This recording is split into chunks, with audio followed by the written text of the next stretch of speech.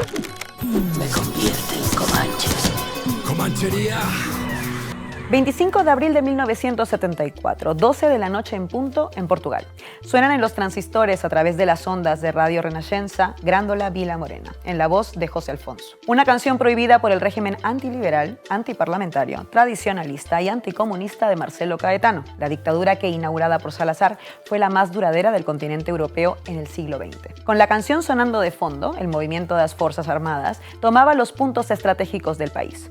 Comenzaba la revolución en aquel paisito, el más pobre de Europa Occidental, dando una lección de dignidad al continente europeo y al mundo, y haciendo caer al dictador. Pero aquellos días de abril temblaron muchas sillas más allá de Lisboa. 50 años después, muchos romantizan esta revolución. Ya saben, fascismo nunca más. Sin embargo, la de los claveles fue mucho más que una canción o que una fecha a la que mirar con nostalgia, mucho más que el recuerdo de una dictadura caída en un hermosísimo hito de lucha popular.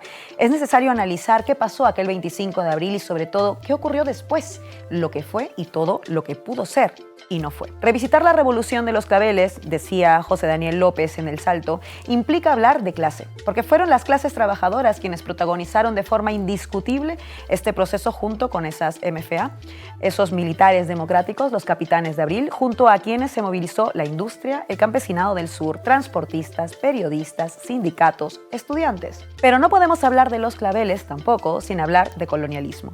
Los jóvenes capitanes sabían del coste de las guerras coloniales en Guinea-Bissau, Angola, Mozambique, de cómo desangraron África y también a las clases empobrecidas portuguesas. Y por supuesto no podemos hablar de los claveles sin hablar de vecindad y sin colocar esta revuelta en el tiempo y el espacio político. Sur de Europa, años 70, Guerra Fría. Un paisito pequeño atrapado en décadas de dictadura, pobre con un colonialismo decadente, de pronto importaba en Washington, en Bonn, en Londres. ¿Y si triunfaban los revolucionarios? ¿Y si la revolución se volvía orden en el sur de Europa? En Madrid, el régimen franquista y sus herederos temieron al ver reflejado en nuestros y nuestras vecinas de al lado un futuro que no podían permitirse. Así que cambiaron claveles por rosas y revoluciones rojas por transiciones pacíficas. Ustedes ya me entienden. Mientras en Lisboa, lejos del relato suavizado, se produjeron 19 meses de tensión social y política, mientras se sucedían los gobiernos hasta que aquello quedó también atado y bien atado. Y sin embargo, ayer mismo, miles de personas, muchas muy jóvenes por cierto, salían a cantar a las plazas portuguesas en un ejercicio no de nostalgia ni de lamento, sino de presente y de futuro. De eso hablaremos hoy en Zona Comanche, de lo que fue, de lo que no fue, del Portugal que hoy sigue cantando, ya saben, O povo é que máis ordena. Bienvenidas. Me convierte en Comanche. ¡Comanchería! Bienvenidos y bienvenidas, comanches, a nuestra habitual cita de los viernes. Este 2024, ayer, para ser precisa, se cumplieron 50 años de la última revolución de Occidente, la conocida como Revolución de los Claveles. Y nos interesaba hacer un Zona Comanche para pensar en esa revolución haciendo un poco de memoria, pero hacia adelante. Memoria con futuro. Pensando en las lecciones que podemos sacar para revoluciones que puedan ocurrir hoy, que seguramente serán muy necesarias. Y para ello cuento con una mesa especialmente buena. Está con nosotras Julio Rodríguez, ex GEMAD y miembro de Podemos. Muchísimas gracias por estar con nosotras. Gracias. Raúl Sánchez Cedillo, de la Fundación de los Comunes. Bienvenido, como siempre. Nos acompañan también por videoconferencia Bruno Gois, de Relaciones Internacionales del Bloco de Esquerda. Bruno, muchísimas gracias por estar con nosotras. Rita Luis, investigadora de Historia Contemporánea de la Universidad de Lisboa. Rita, muchas gracias por estar con nosotras. Gracias. Y Raquel Valera, historiadora de la Universidad de Lisboa, que además es autora del libro El pueblo es quien más ordena. Antes de empezar la reflexión, como siempre, en Zona Comanche, nuestro resumen con el punto de mira. Hace 50 años, el antifascismo se transformaría en un hito contundente. El 25 de abril de 1974 ocurrió el levantamiento de militares antifascistas en Portugal, que junto con la lucha de la clase obrera portuguesa pondría fin a la dictadura más larga de Europa. Hoy este día lo conocemos como Revolución de los Claveles. El movimiento de las Fuerzas Armadas, que nació en secreto en 1973, llevó a cabo una revolución que entendió el necesario carácter emancipador y democrático que disputaba contra la dictadura en la población. El anticolonialismo como eje de unión entre territorios de lo que ya no era de facto el Imperio portugués cobró protagonismo. Al empezar el 25 de abril, sonó Grandola Vila Morena en la radio Renascença, una canción revolucionaria prohibida por la dictadura que era la segunda seña del movimiento de las Fuerzas Armadas y anunciaba el inicio del fin de la dictadura. Durante todo el día, el MFA ocupó distintos puntos de poder en todo el país, forzando así al dictador Caetano y a su Consejo de Ministros a dimitir y exiliarse. Horas más tarde ocurriría la imagen que da nombre a esta revolución cuando Celeste Caeiro, una camarera que regresaba cargada de flores a casa, le entregaría una a un soldado, que a su vez la colocó en su cañón, gesto que fue replicado por sus compañeros por toda la ciudad. Es cierto que el MFA fue protagonista de esta revolución, pero también lo es que no hubiera sido posible el retorno a la democracia en Portugal sin la participación activa de un pueblo que salió a las calles a respaldar a quienes frenaron el autoritarismo, colonialismo y fascismo del régimen. Una unión popular y social que sigue siendo ejemplo tal vez hoy más que ayer en Europa. Hoy, en Zona Comanche, hablamos de la Revolución de los Claveles 50 años después. Arrancamos como siempre con nuestra regla del minuto y la pregunta con la que quiero abrir esta reflexión es ¿qué supuso la revolución de los claveles en la Europa y en el mundo del 74 y 75 más allá de Portugal? Empiezo por mi izquierda, Julio Rodríguez.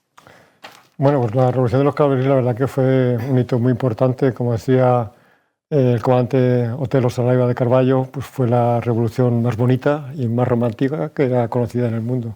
La verdad que supuso un hito en aquellos años para que fue una revolución que derrocó a un régimen autoritario que había durado 48 años y lo hizo en 17 horas y 45 minutos. También con una participación especial del pueblo portugués. Y eso yo creo que sirvió de inspiración a otros regímenes y también un cambio que se produjo en la guerra colonial y también otro cambio importante desde el punto de vista geopolítico. Tanto es así que lo que surgió de aquella revolución puso en alerta a la comunidad europea y puso también en alerta a Estados Unidos. Yo creo que ese fue un hito del que han pasado 50 años, que a nivel individual son muchos años, pero dentro del proceso histórico no son tanto y tendríamos que aprender muchas cosas de ella. Hablaremos de las lecciones que tenemos que aprender. Voy contigo, Raquel, con la misma pregunta. ¿Qué supuso esta revolución de los claveles en Europa más allá de solo Portugal?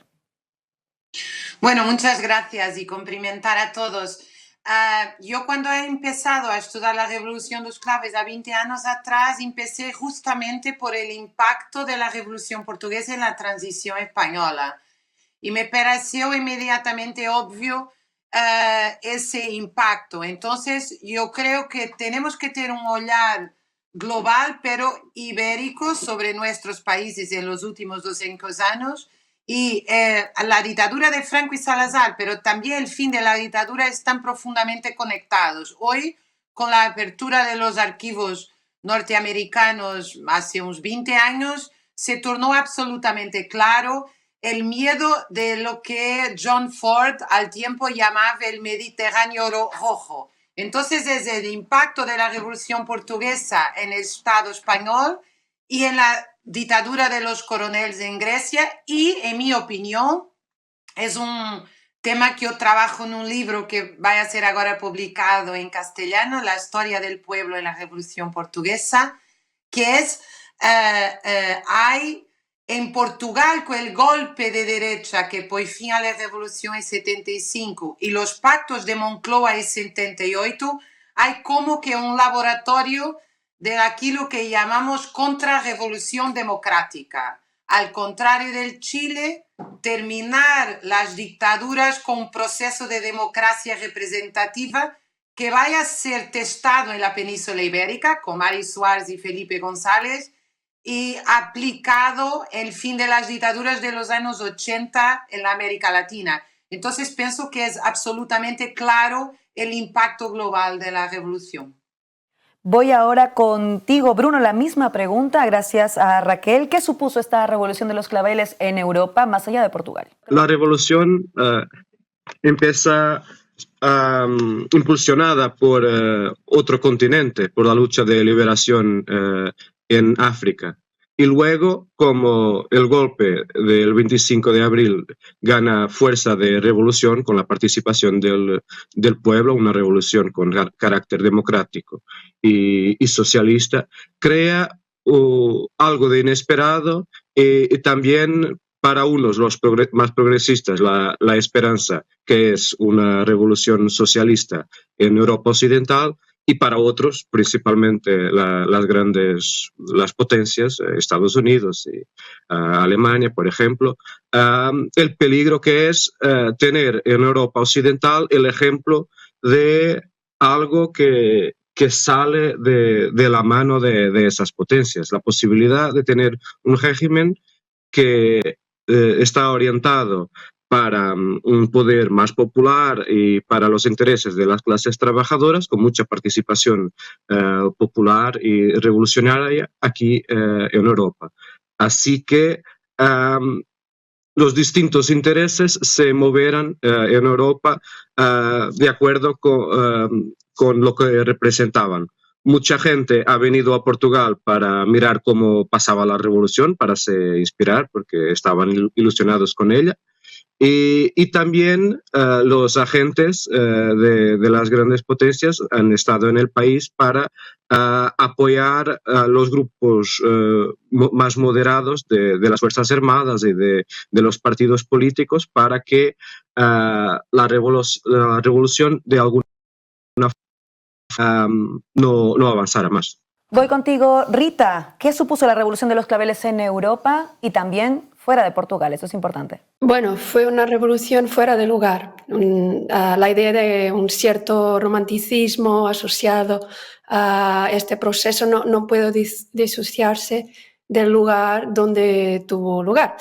O sea, en Europa, en la esfera occidental, de un mundo dividido por la Guerra Fría, en un momento histórico en el que se estaban produciendo revoluciones en el llamado sur global.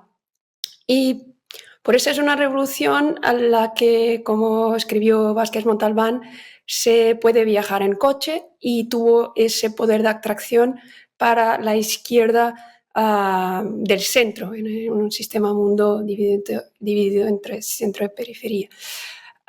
Especialmente un poder de atracción para una nueva izquierda.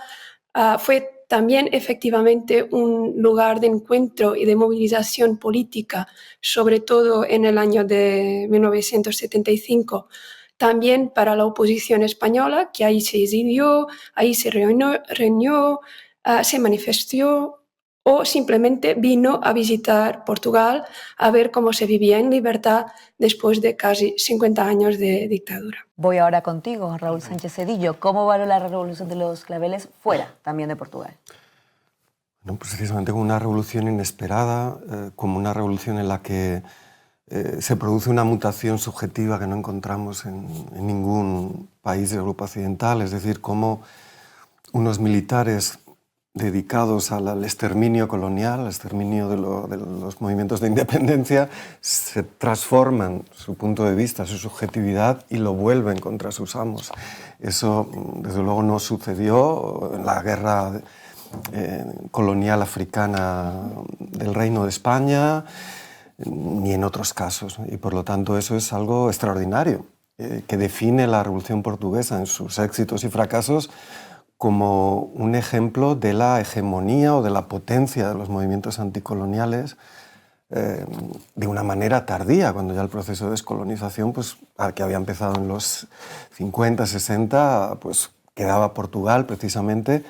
Se produce esa maduración. Hay que ver el efecto de la Revolución Cubana, de todos los procesos, digamos, que vinculaban un nacionalismo y una perspectiva socialista, y entonces define un elemento fundamental de la revolución, que es una serie de militares, es decir, un poder, un imperium inapelable, en los militares mejor formados, el ejército real, dinámico, que al mismo tiempo es socialista y que establece como principio del proceso una alianza entre el movimiento de las Fuerzas Armadas y el pueblo. Eso es algo, un rasgo absolutamente original y definitivo, porque si pensamos en Cuba, en otros procesos, no son militares de profesión.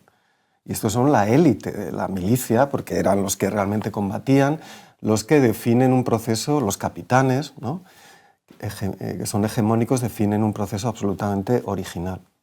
Quiero que volvamos un poco a 50 años atrás, a partir de cosas que han dicho, porque han salido muchas palabras. Revolución inesperada, también entendida como un peligro por parte de los otros países en Europa, que me pareció interesante. Y quiero hablar de todo esto, pero quiero que volvamos 50 años atrás y pensemos en cómo era ese Portugal del 25 de abril a 50 años vista. ¿Cuáles eran sus características? Esta vez voy a empezar con quienes nos acompañan por videoconferencia. Voy contigo, Raquel. ¿Cómo era ese Portugal? Bueno, Portugal fue la más larga dictadura del siglo XX. Yo no llamaría la última revolución del Occidente porque Polonia y 81, las revoluciones de la Europa del Este, no las consideraría Oriente, pero es seguramente la revolución con más participación popular. Yo calculé en mi investigación que cerca de 3 millones de personas, en casi 10 millones, estuvieron envolvidas en organismos de dualidad de poder desde abajo, o manifestaciones, huelgas, etc.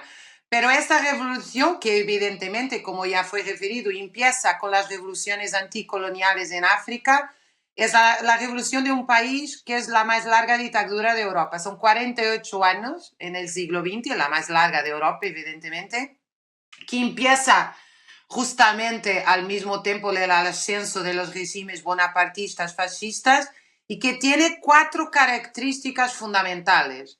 La sociedad rural que producía alimentos a bajo costo para los obreros, para el proceso de modernización, industrialización conservadora. Entonces, la dictadura, como la franquista, como el último acto de la revolución burguesa.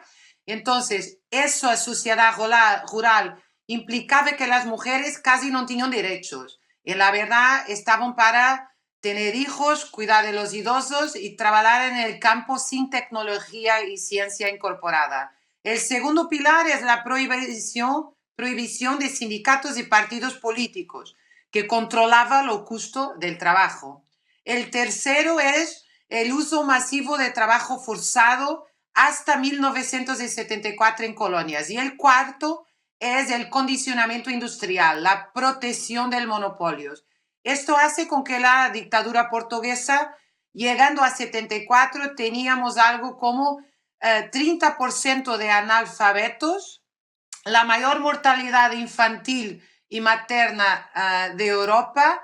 1,5 millones de personas habían dejado el país para la inmigración y más de 1 millón de jóvenes han sido reclutados para la guerra colonial, siendo que 40% del presupuesto de Estado era gasto en la guerra colonial, cuando 80% de las familias no tenían saneamiento básico o agua potable generalizada. Entonces, las mujeres no podían salir del país sin autorización expresa del marido.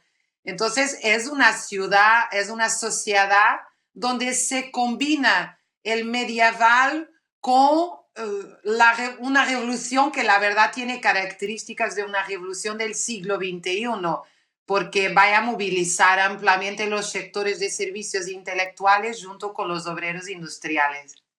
En la misma línea y a raíz de todo este escenario que nos ha delineado Raquel, Rita, te preguntaría a ti por ese Portugal de entonces. Bueno, un Portugal donde se votaba con los pies, ¿no? Con una tasa de inmigración alta, sobre todo para países que se reconstruyeran o se reconstruían después de la Segunda Guerra, con esas diferencias sociales notables, sobre todo en derechos sociales no universales. Un país también en un tímido proceso de modernización que empezaba a ser visible en algunas actitudes y deseos de una nueva clase urbana que empieza a surgir tímidamente en los años 60 y que veía frustradas sus expectativas de libertad, y eso será también esta crisis de reproducción del mismo régimen que puede justificar el apoyo inicial de una fracción de la burguesía cuyos deseos la dictadura ya no podía satisfacer, y entonces en un momento inicial hay este apoyo a un proceso revolucionario que después terminaría, o que vendría a poner estas posiciones en causa, ¿no? O sea, las posiciones de la burguesía. Pero sin duda creo que lo más importante sería la omnipresencia de esta guerra colonial, con un esfuerzo económico, como Raquel refirió, pero también humano, que supuso, además de la inmigración, un movimiento de exilio bastante importante. Y además, ¿quién sostenía quién sostenía a Caetano, ¿no? Después de la muerte de Salazar? ¿O quién ya no le sostenía? O sea, incluso la ala más radical del régimen consideraba a Caetano ya demasiado reformista, y es una ala que se reorganiza con bastante éxito. Podemos decir hoy, más tarde, no solo en la financiación de movimientos que van a perturbar el desarrollo de la revolución, sino también construyendo una hegemonía palpable hoy en los medios de comunicación, en los poderes fácticos actuales. Es interesante cómo sale mucho la palabra colonialismo, y tampoco puedo dejar de pensar que España es vecina de Portugal. Entonces, en ese contexto, ¿cómo se conjuga también una cosa con la otra? Una revolución de este tipo en el país vecino. Sí, enlazando con lo que tú preguntas, lógicamente Portugal era un Estado autoritario, un Estado corporativista, el Estado Novo, que estaba liderado por Caetano, que había sucedido a Oliveira Salazar a partir de 1868, y conformaba con la península ibérica las dos dictaduras. Se consideraba siempre Portugal la dictadura más sólida por sus orígenes, pero estaba sostenida en esos clásicos lemas que tenía el Estado dictatorial, que era Dios, patria y familia, ¿no? Era un gobierno respaldado por la Iglesia, respaldado por el capital y respaldado por el ejército. Claramente, y sin olvidarnos dentro de esto lo que era la policía, la PIDE, la Policía Internacional de la Defensa del Estado, ¿no? Pero claramente lo que marcaba es, como tú decías, Laura, es la guerra colonial. Lo que marcaba la diferencia con la dictadura de España era la guerra colonial, que estaba llevando ya en los últimos años a una sensación de cansancio, a una sensación de ausencia de futuro, y eso fue lo que motivó. O sea, el servicio militar duraba 3 años, las familias sabían que sus hijos iban a ir 3 años, igual que en España decíamos que iban a Ceuta, Melilla o el Sáhara, ellos iban a Angola, a Mozambique, a Guinea-Bissau. Eso era una sensación de cansancio y una sensación que fue, como decía antes Raúl, el origen de esta revolución. ¿Dónde? En los que lo sufrían, que eran los soldados y los capitanes. El liderazgo surgió en esas colonias. Yo creo que eso que marca la diferencia entre las dos dictaduras es la guerra colonial. Voy contigo, Bruno, y preguntaría en realidad qué queda todavía, o sea, qué queda de este viejo imperio en el hoy. El imperio es central. Antes de hablar de hoy, hay que decir que la decisión del gobierno portugués en 1960 de no dialogar con los movimientos de liberación es lo que crea la guerra que empieza en 61 en Angola, 63 en Guinea, 64 en Mozambique. Y fue ese esfuerzo de guerra tan difícil para principalmente los jóvenes de Portugal, que ha creado ese malestar que ha llegado al 25 de abril.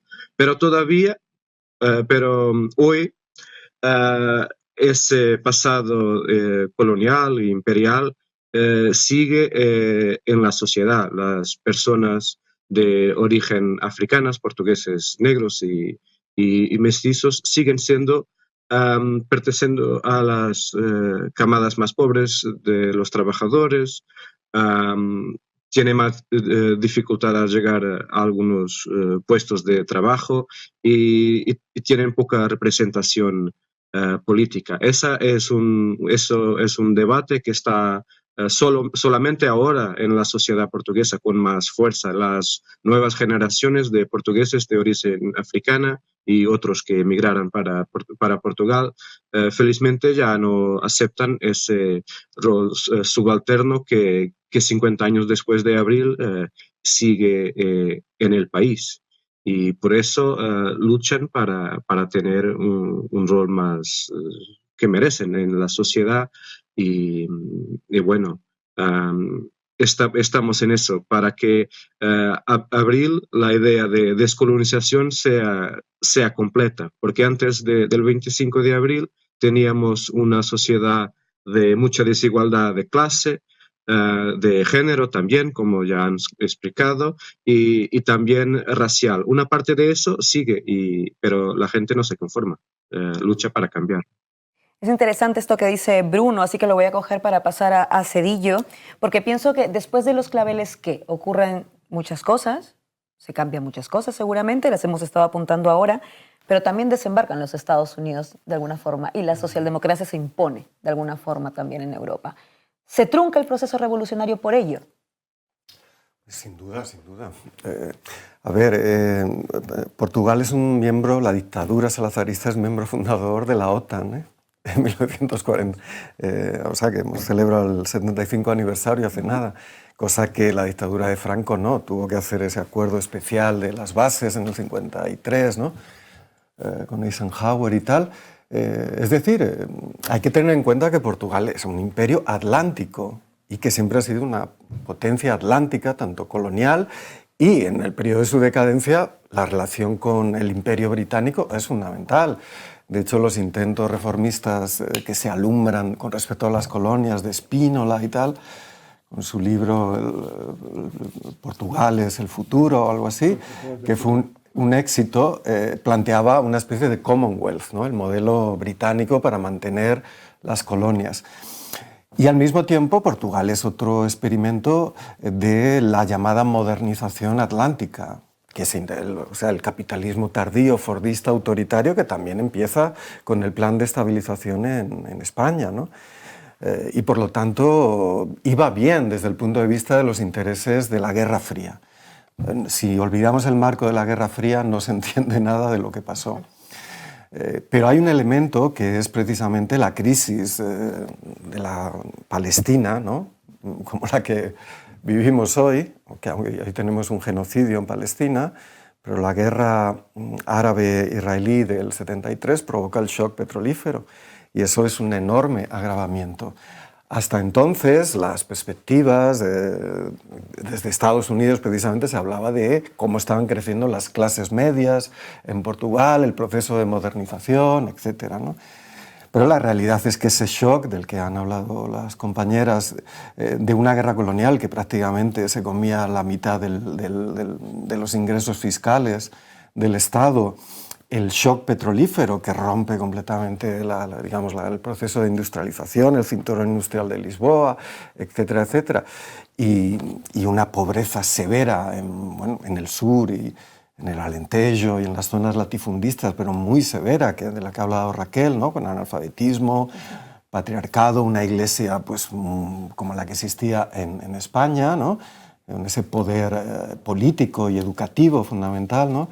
Pues generan esa crisis a la que un régimen, porque recordemos que el 68, cuando Salazar tiene el accidente, ¿no?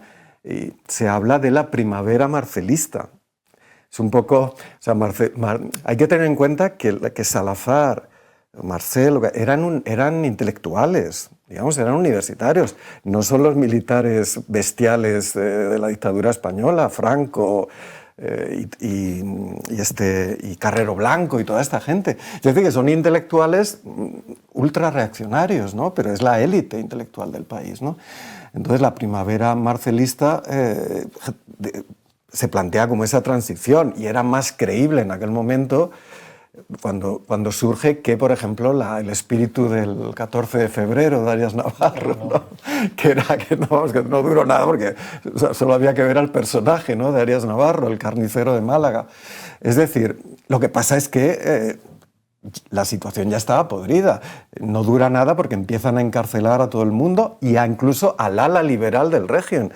Porque, a ver, el régimen salazarista, que además es la continuidad de una dictadura, como ha dicho Raquel, empieza en 1926, la dictadura de Carmona, ¿sabes? Que es una dictadura tremendamente larga. La República de 1910 no dura nada y es claramente, se viene de una monarquía colonial y se pasa a una dictadura, ¿no? Pues digamos que esa arquitectura era mucho más sofisticada que la de España, porque tenías una oposición tolerada, que pues cuando desobedecía se la reprimía, pero había una ficción democrática, cosa que en el sistema franquista de procuradores y de tercios y todo eso no existía. Fue contigo un poco en esta línea también, Rita, haciendo un poco de pensar en los papeles que jugaron otras instituciones, otras fuerzas, otros países, incluso otras potencias. Preguntaría qué papeles jugaron aquí, por ejemplo, la CIA y la misma Comunidad Europea, de alguna manera, en evitar o en hacer esto que llamaba Raquel contrarrevolución democrática. Bueno, para pensar en eso, ayuda a pensar en las diferentes fases del proceso y en el dinero que empieza a llegar para fomentar la moderación, ya sea la moderación, los partidos que en abril del 75 recogen un resultado que tranquiliza a la Europa occidental, como el Partido Socialista y el Partido Socialdemócrata, PPD en ese momento. También lo que se acaba por verificar que hay un sector, o sea, que hay diferentes sectores dentro del MFA y hay un sector más bien moderado que se vuelve más visible en el final del verano del 75, por oposición a un sector que ya le llamaran populista, pero también es más bien un sector tercermundista, y aquí merece la pena volver al peso que tienen los movimientos del sur global, no solo la politización de estos militares en África, sino también las experiencias cubana, chilena y la aproximación que hay en este sector tercermundista. Estoy pensando en Rosa Coutinho o incluso Saraiva con el movimiento de los no alineados, y entonces siempre, no solo dentro de un marco de Guerra Fría, con Estados Unidos financiando la moderación, sino también en lo que es un otro movimiento de diálogo norte-sur y de las reivindicaciones del sur, de las cuales se aproxima por este sector tercermundista del MFA y que tienen propuestas bastante radicales que acaban por no cuajar. Tan radicales como que, por ejemplo, sea el sur a informar sobre los procesos del sur y no a pasar por el filtro de agentes muy poderosos dentro del marco de la Guerra Fría, como las agencias noticiosas norteamericanas o anglosajónicas, que van a contribuir muchísimo para a este proceso de intentar favorecer la moderación, pura oposición a la negatividad con que se noticia la legitimidad revolucionaria. Entonces hay un conjunto de actores, más allá de los actores estrictamente políticos, que convergen en este proceso de favorecimiento de la moderación. De esta vinculación, hablamos de la OTAN, lo decía Rita, ¿no? Estados Unidos financió la moderación. ¿Cómo lo ves tú, Julio? No, pues fue claramente, el ojo de Estados Unidos estuvo siempre ahí, o sea, con el nombramiento que tuvo del embajador americano, como decía antes Raúl, la fecha, por así decirlo, estuvo variando en función de las maniobras que había en esa zona en Portugal, una fragata que volvía o no volvía, que participaba en la OTAN, o sea, estaba siempre el ojo, por así decirlo, de Estados Unidos y de la CIA en cuanto a cómo se iban a evolucionar estos movimientos, y prácticamente eso ha afectado también a España, por así decirlo, y a Portugal. La acción se ve claramente en las actuaciones que hubo después de que se aprobara la Constitución, cómo se trató después de desideologizar la Constitución y cómo la Constitución española se bloqueó con los pactos para que no creciera, cómo se financiaron concretamente por parte de la Internacional Socialista, por parte de Willy Brandt, al Partido Socialista liderado por Felipe González, en vez de a otras ramas que había del Partido Socialista. Claramente ese ojo, esa preocupación existía, por así decirlo, y sobre todo por lo que fue significativo en la Revolución de los Claveles, que fue la participación del pueblo. Antes recordábamos el povo é quien máis ordena. Eso preocupaba mucho, esa participación que los capitanes trataron de que la gente permaneciera en las calles ante el riesgo de que hubiera derramamiento de sangre, y el pueblo salió a la calle.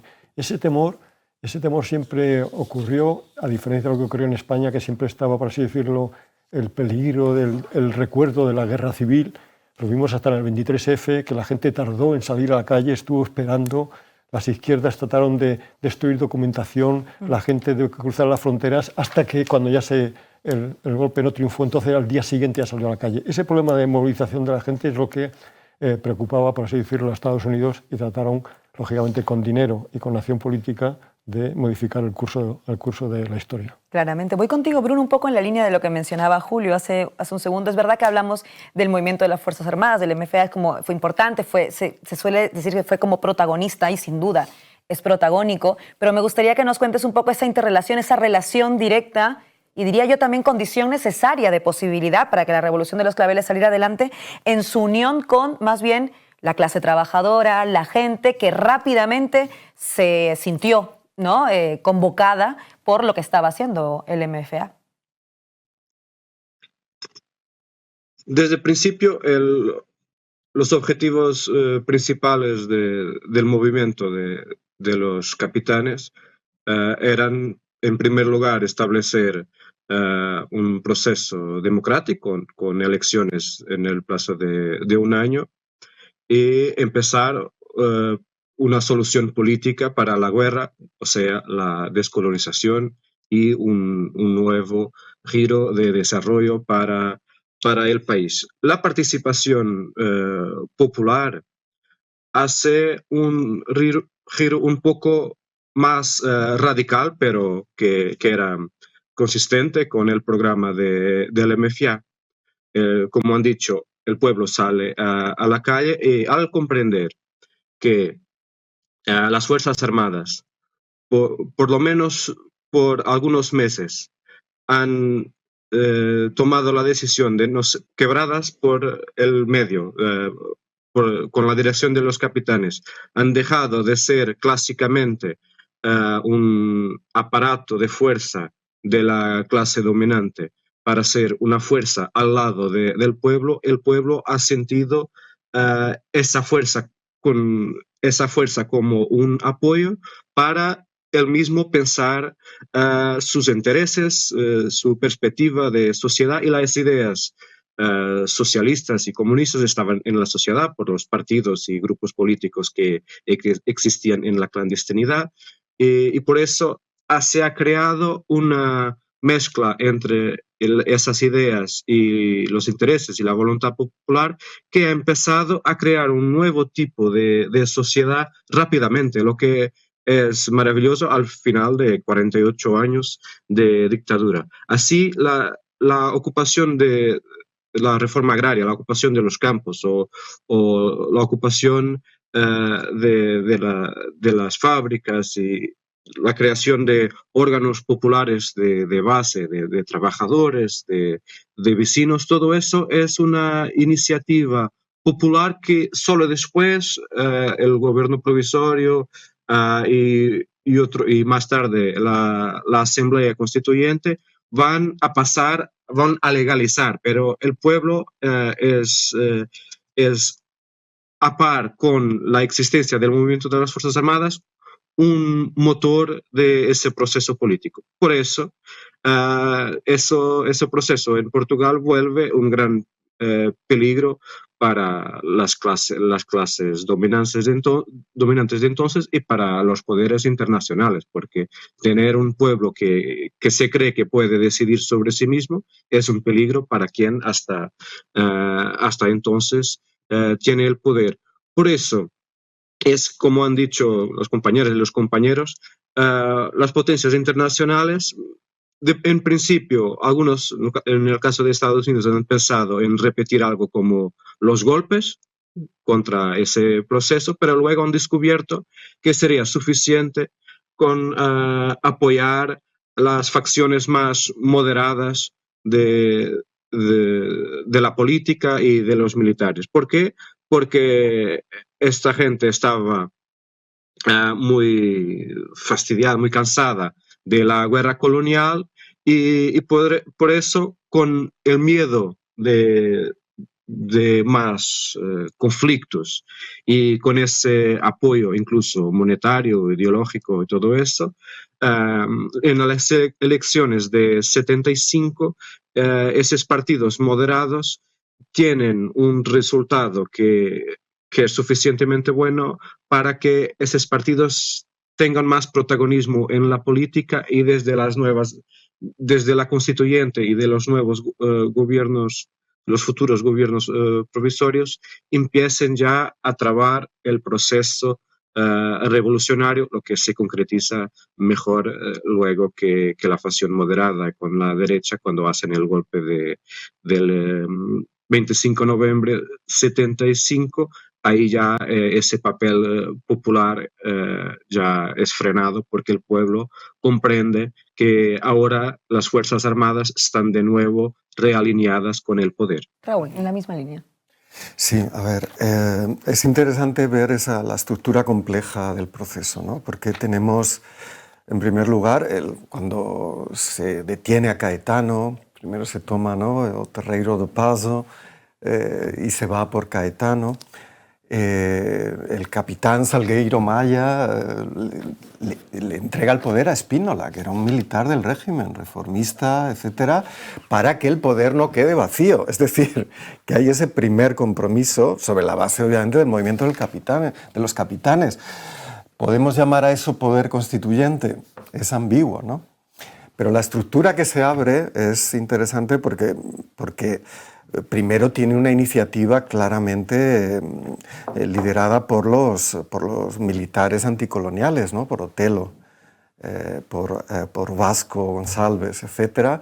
Y hay una retracción del llamado Grupo de los 9, ¿no?, que es el sector verdaderamente que da el golpe el 25 de noviembre, ¿no?, y que es un sector claramente anticomunista, ¿eh? Porque aquí el problema desde el principio es el comunismo. Era un régimen anticomunista y el peligro que se intenta conjurar es precisamente el comunismo, es básicamente la expropiación de los expropiadores, el poder popular y la revolución social ¿no?, de las estructuras de propiedad, de las estructuras patriarcales, etc. Desde el primer momento de la revolución, en Washington, en el Pentágono, hay una discusión, porque Kissinger quería generar una intervención armada. Y es precisamente la CIA o operativos de la CIA, Frank Carlucci, que luego fue un carnicero, pero que estaba bien informado de Europa y decía, no, aquí tenemos fuerzas internas, Sá Carneiro, el PPD del que ha hablado Rita, y sobre todo una figura fundamental, probablemente el político más inteligente de esa última mitad del siglo XX, que es Mario Soares, ¿no?, que obviamente trae consigo primero una astucia extraordinaria, porque es un partido marxista, es un partido que quiere el socialismo, ¿no?, en ese momento, y que básicamente aplica lo que era desde los años 60, por así decirlo, la plantilla para Portugal, Grecia, España, etcétera, que era la teoría de la modernización. Es decir, instaurar sistemas de pluralismo político limitado, En España fue muy bien, ¿no? Porque básicamente el Partido Comunista quedó y todavía vivimos esa realidad, ¿no? Sobre la base, obviamente, del desarrollo de clases medias. Entonces, ¿qué sucede?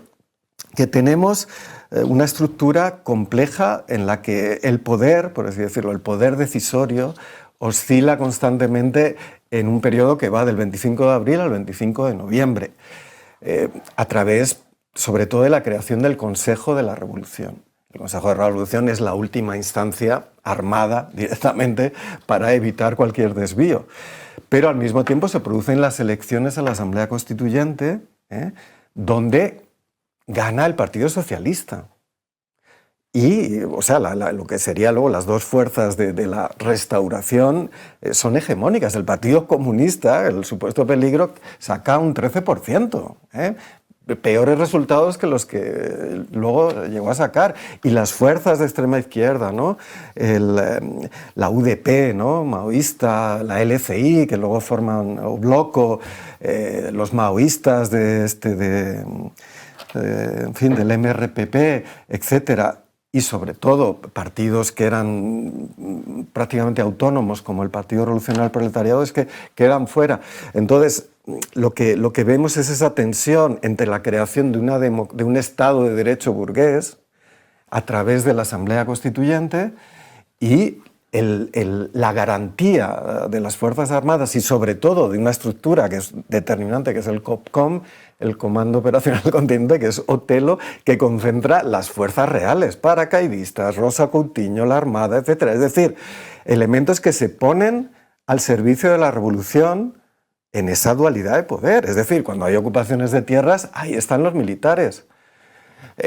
Hay un intento de generar una revolución en el norte, que es un fracaso, porque pues, directamente no existían las bases locales suficientes para establecer un proceso de revolución democrática en una estructura minifundista, como ha dicho Raquel, muy atrasada y con el poder de la Iglesia y con una hegemonía cultural y política de la extrema derecha monárquica, ¿no? Que es de donde nacen pues todos los episodios violentos contra el Partido Comunista, etcétera, destrucción de sedes, y donde se nutren los grupos terroristas como el Ejército de Liberación de Portugal y otros, ¿no? Entonces, es muy interesante ver ese desarrollo en el tiempo de lo que se llama Alianza Pueblo-Movimiento de Fuerzas Armadas, el Consejo de la Revolución, la respuesta al intento de golpe de marzo del 75, que directamente supone la hegemonía de Vasco Gonçalves y del Partido Comunista, pero no directamente supone que el Partido Comunista aparece como la avanzada de un poder, pero que al mismo tiempo, y esto me gustaría escuchar a Raquel, a Rita y a Bruno, es incapaz de generar un frente popular y de todas las izquierdas, porque ahí se produce una enorme torpeza en el proceso de nacionalizaciones. Al estar un militar como Vasco ligado al Partido Comunista, la fuga de capitales, el sabotaje económico generan un proceso de inflación enorme, ¿no? Y ahí es donde entra en crisis todo el proceso, ¿no? Quiero llevarlo un poco a España también, aprovechando que además te digo a Julio, porque tenía una pregunta que puede ser interesante, porque siempre pensamos qué es lo que aquí evita o lo que no posibilita, si acaso, que hubiera una experiencia similar, si acaso. ¿Era la Unión Militar Democrática Española algo parecido a la experiencia portuguesa?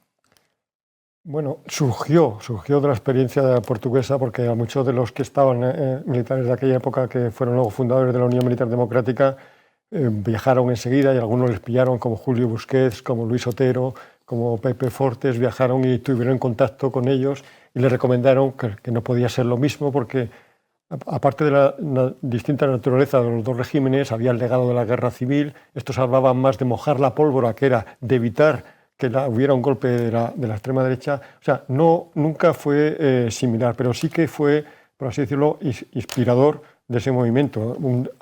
El segundo documento que sacaron después del ideario se decía ¿dónde están los capitanes? Se preguntaban en España ¿dónde están los capitanes? Como respuesta a eso. Y evidentemente la Unión Militar Democrática fue un movimiento muy minoritario, muy vigilado por el régimen, que enseguida, cuando el el gobierno tenía mucho miedo y mucha inquietud por lo que había pasado en Portugal para que no se repitiera en España. Vigilaban a esta Unión Militar Democrática y la abortaron enseguida con las detenciones, pero hubo alguna mala bestia, para así decirlo, algún general que trató de que hubiera un atentado de los geos y que se le echara la culpa a ETA y decía, y así matamos 2 pájaros de un tiro, ¿no? O sea, hubo hasta intentos, por así decirlo, brutales de cortar este nacimiento de la Unión Militar Democrática. Pero yo creo que sí que fue, por así decirlo, inspirador, sí que fue, por así decirlo, nunca podemos hablar lo mismo de una transición que de una revolución. Aquí hubo también una actitud de la oposición democrática que optó por una negociación gradual y por una negociación pactada, a distinta de lo que fue una revolución. Eso fue también una acción por la que se optó en este camino. Sí que actuó, por así decirlo, demostró, o trató de demostrar, y ellos dicen que sí consiguieron esos objetivos, que el ejército no era monolítico y que sí que había algunas grietas. Esta demostración, que fue nada más que un gesto de que existía alguien que se oponía, por así decirlo, a la función que habían hecho los capitanes en Portugal, sí, pero vimos después que después hubo un intento de golpe el 23F del 1981, una amnistía que no acogió a los militares de la Unión Militar Democrática, un reconocimiento de su espíritu democrático que no fue recogido ni por ningún gobierno socialista hasta 20 y tantos años después. Evidentemente todavía hay muchas reticencias ahí, sobre todo a reconocer el papel que hizo la Unión Militar Democrática en esos años. Sí, porque en realidad, claro, una piensa cómo no hubo claveles en España y Franco muere en la cama también, ¿no? Es muy distinto. Unos derrocaron a un régimen y otros tuvieron que esperar a que muriera en la cama. O sea, eso es una... Y la palabra derrocar régimen todavía se nos queda ese verbo. Me estoy refiriendo a lo que ocurrió en Portugal. Lo que ocurrió en Portugal fue derrocar un régimen y aquí fue esperar a que pasara. Eso es. Y quiero aprovechar que voy contigo, Rita, trayéndolo un poco al hoy. Así como con Julio lo lleva a España, contigo quisiera traerlo al presente de alguna manera, ¿no? Con este ascenso electoral que está habiendo de la ultraderecha en Portugal, justo en el marco, además, de los 50 años de la Revolución de los Claveles, ¿cómo leer una cosa y la otra en el mismo contexto? ¿Es posible? ¿Es contradictorio? ¿O cómo se valora que ocurra este mismo acontecimiento justo a los 50 años de la Revolución de los Claveles? Bueno, es irónico, pero lo que pasó ayer fue también significativo, ¿no? Si miramos hacia atrás, para las conmemoraciones las importantes, las significativas, podemos ver que las principales han sido bajo gobiernos de derecha y las más polémicas también, o sea, desde el 10º aniversario que han invitado a Spínola para presidir al desfile, a las conmemoraciones, cerrando un siglo revolucionario, digamos, así.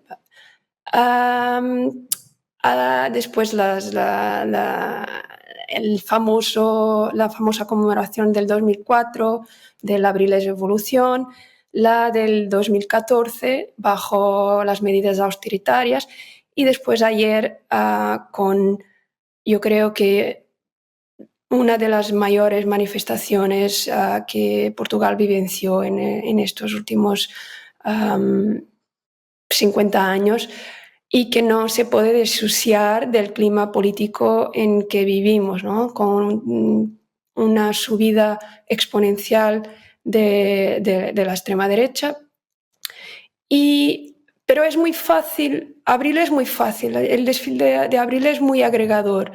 El enemigo común es muy fácil de identificar y en las otras fechas simbólicas es más difícil porque ahí el concepto de democracia que estamos reivindicando es diferente y ahí sí podemos hacer un paralelo con lo que pasó en el proceso de este bienio revolucionario.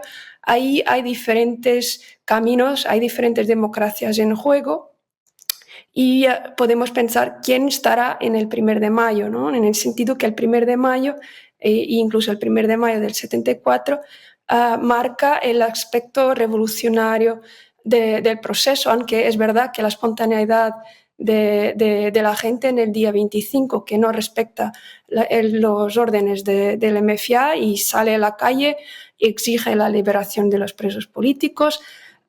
Esto ya contenía esta espontaneidad, pero ya tenían esta marca, pero es ahora en el 1 de mayo y en lo que vendrá después que podemos ver con cuántos contamos, ¿no?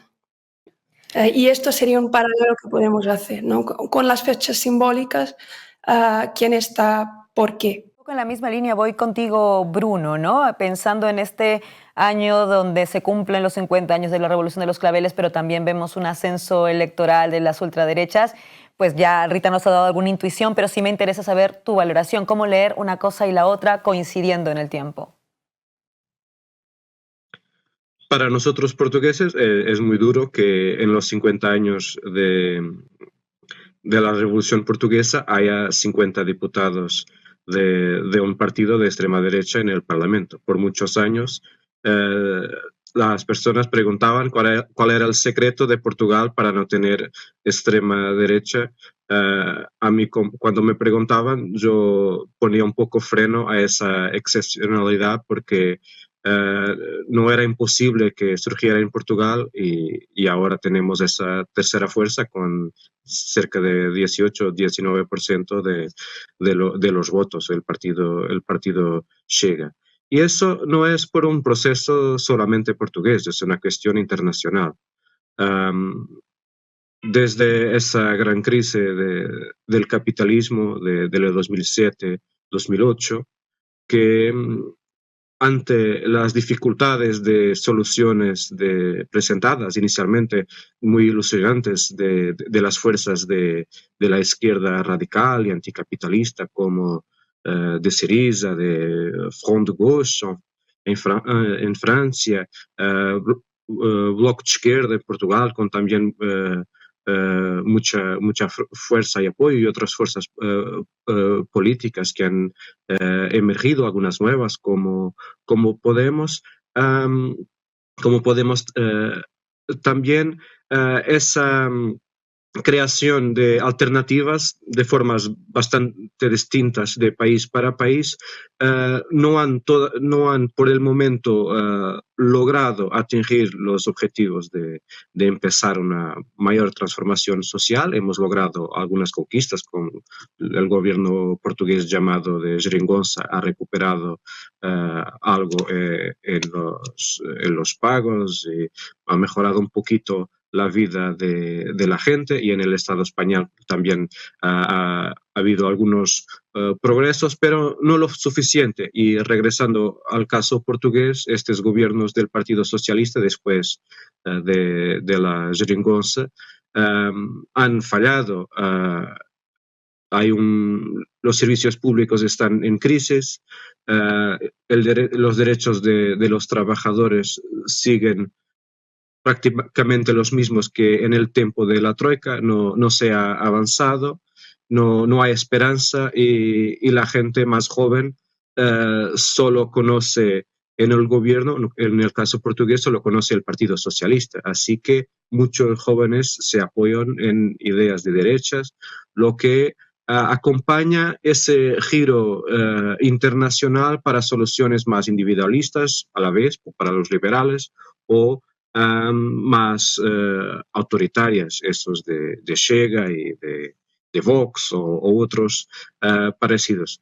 Por eso, en ese momento y con la esperanza de ayer, que fue una manifestación de cientos de miles de personas en la calle, yo estoy de acuerdo que no es lo mismo que si eso se repite en el 1 de mayo, creo que no, pero si se repite significa otra cosa, pero bueno, hay una memoria fuerte de la revolución, pero es necesario para las fuerzas que quieren traer la esperanza y el futuro, debatir, presentar y discutir con el pueblo ideas de cambio social, ideas de un socialismo que sea renovado con ideas democráticas, feministas, de transición climática, de proteccionismo ecosocial que es necesario ante esa crisis climática que tenemos. Son necesarias ideas de futuro para que esa idea del socialismo portugués vuelva a la sociedad. Estamos llegando ya, o hemos llegado ya, mejor dicho, al final del programa, así que les pido la ronda del minuto de conclusiones y les haría también una pregunta, la dejo un poco abierta, y es: ¿qué lecciones de la Revolución de los Claveles a 50 años deberíamos tomar en cuenta para una revolución hoy? Julio. Bueno, yo creo que la lección política más importante que se puede sacar de la Revolución de los Claveles es la importancia de la participación ciudadana. Yo creo que se demostró la importancia del poder del pueblo para derrocar a un régimen y también para ganar en derechos sociales y en derechos políticos. Después de la Revolución de los Claveles, como ocurrió después del 23F, nadie quería ser fascista y nadie tenía el coraje de decir que era fascista o era de extrema derecha. Ahora las cosas han cambiado, se han envalentonado. Tenemos que pensar qué es lo que está ocurriendo, y para mí la única solución es la movilización y la participación ciudadana. Hacer política, que la política la hacen los ciudadanos, no los políticos. Voy contigo, Rita. ¿Qué lecciones para una revolución hoy? Atención a agentes que tienen mucho poder en la construcción de la hegemonía, que, como por ejemplo los medios y los medios dominados por las grandes potencias. Entonces, lo que en el siglo XX aprendimos, ahí aprendimos con Cuba y aprendimos con Chile, y que en Portugal se intentó enfrentar eso, es que es necesario medios autónomos, son necesarios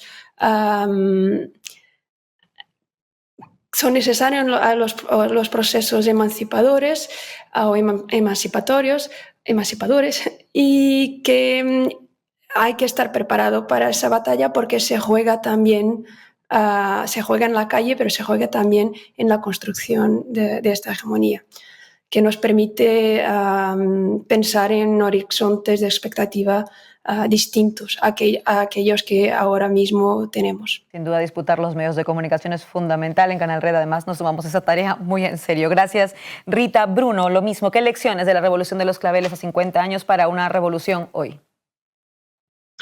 La primera es que la próxima revolución portuguesa será como la del 25, imposible hasta que sucede. Y relacionado con eso es que el pueblo, cuando hay un cambio de relación de fuerzas en la sociedad conduciente, que de verdad puede decidir sobre su futuro, está más abierto a transformaciones mucho más avanzadas. La gente del 24 de abril de 74 no se pensaba que en el 25 y 1 de mayo y todo eso estaría creando una sociedad socialista o haciendo el camino para eso. Por eso en el futuro también será posible de igual forma. Y por último, en términos de elecciones, es importante que con mucha participación popular, los partidos que son los partidos del cambio, los partidos revolucionarios, tienen que ser fuertemente democráticos, mucho abiertos a esa participación y crear soluciones adaptadas a su país y con un ojo en las interferencias internacionales. Raúl, lo mismo, lecciones. Bueno, las lecciones, la primera sería el internacionalismo. Ninguna revolución no podemos prever las revoluciones, pero podemos intentar anticiparlas, estar preparados. Y sin una estructura internacional que sea capaz de contrarrestar la estructura de mando internacional del capital, el imperialismo, etc., es muy, muy, muy difícil o casi imposible, ¿no?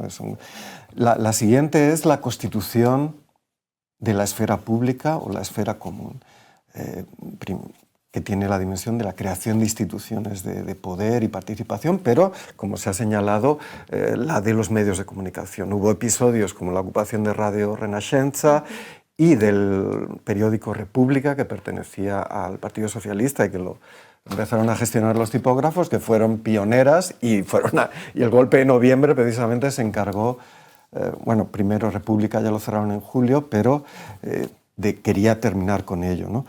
Otra cuestión es la necesidad de algo equivalente, porque no vamos a tener un ejército como el colonial a disposición del poder armado, ¿no? O por así decirlo, la capacidad de conjurar la violencia del Estado sin usarla, ¿no?